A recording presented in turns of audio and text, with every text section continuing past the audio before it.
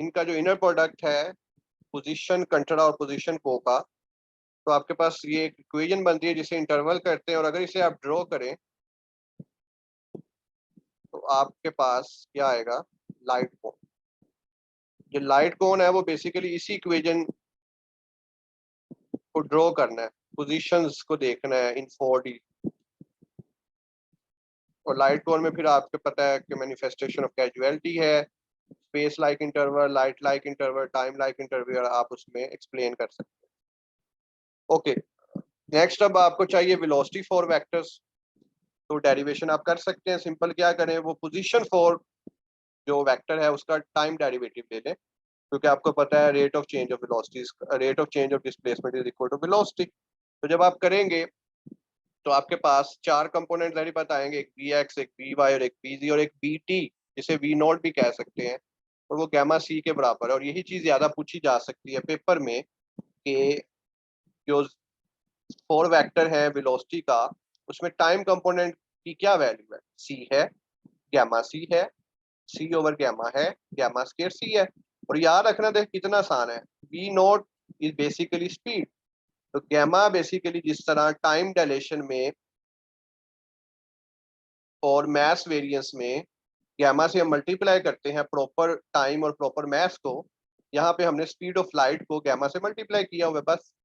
तो वहां से हमारे पास वी नॉट आ गया, यानी इसमें हमने रिलेटिविस्टिक इफेक्ट डाल दिया। इसी तरह फॉर मोमेंटम पे आप जा सकते हैं, फॉर एक्सेलरेशन की बात कर सकते हैं। अब फॉर मोमेंटम में अगर जाएं तो फॉर मोमेंटम क्या है, एम सी।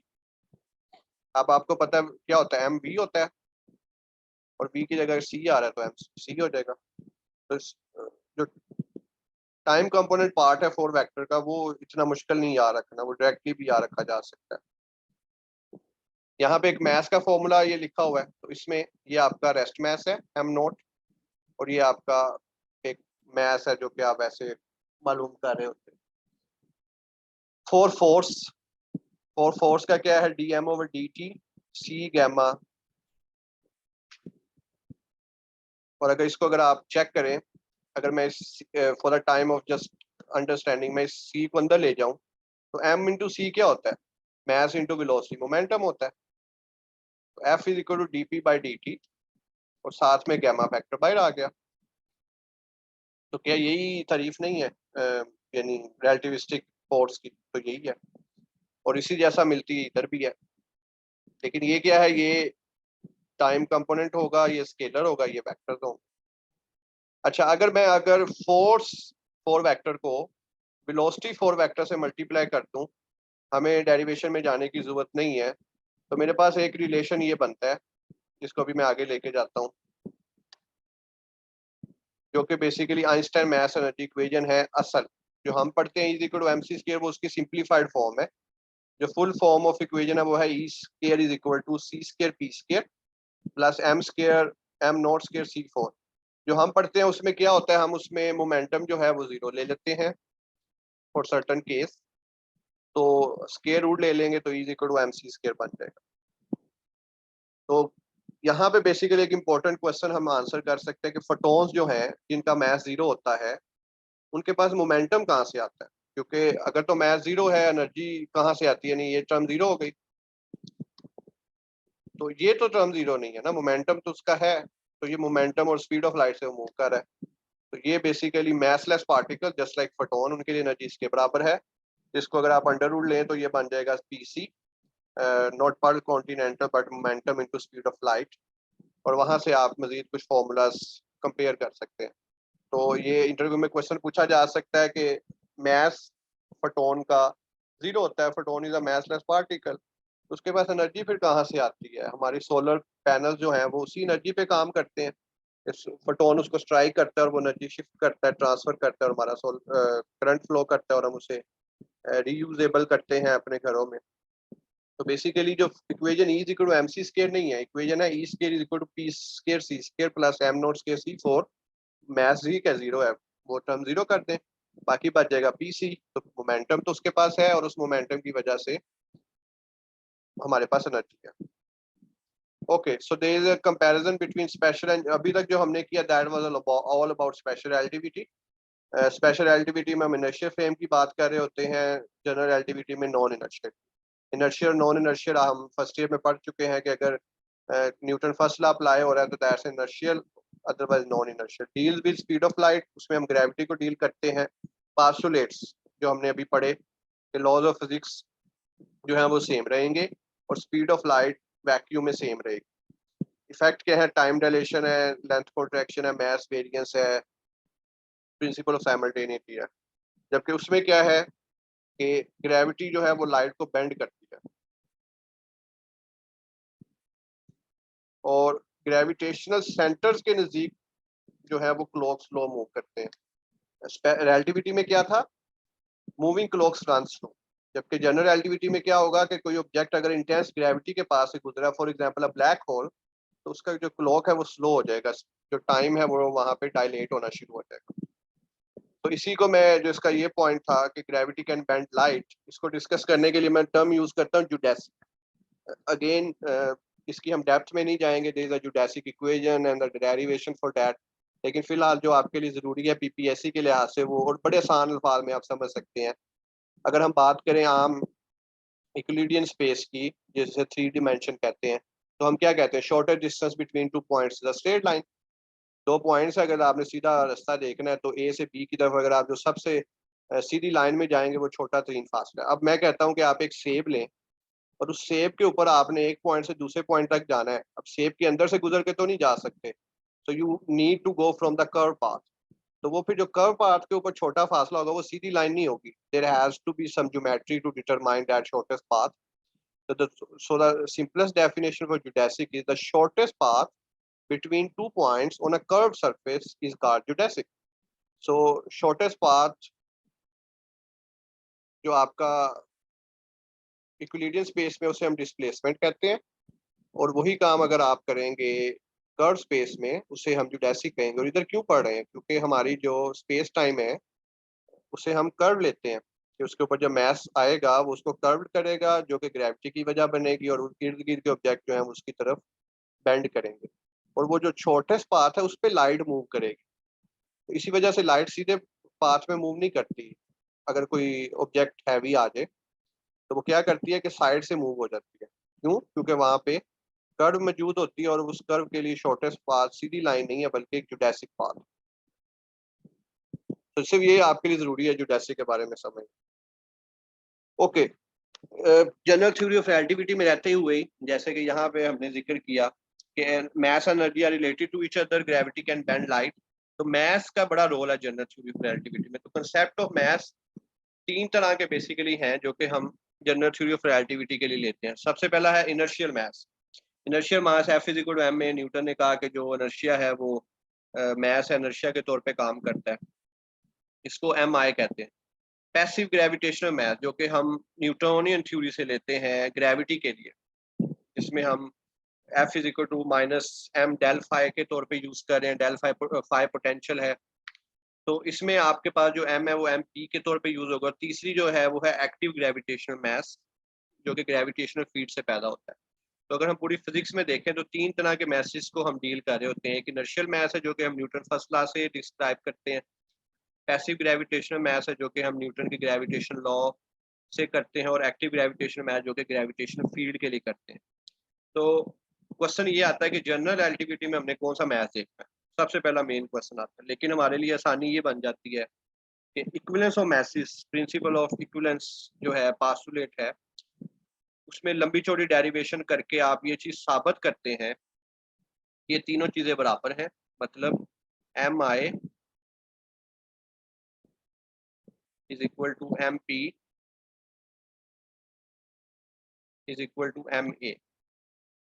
एक्टिव मैस जो कि ग्रेविटेशनल फील्ड की वजह से बनता है, पैसिव मैस जो कि ऑब्जेक्ट्स के दरमियान ग्रेविटी की वजह से है, और इनर्शियल मैस जो कि न्यूटन फर्स्ट लॉ के मुताबिक किसी ऑब्जेक्ट की रेजिस्टेंस की सलाहियत है।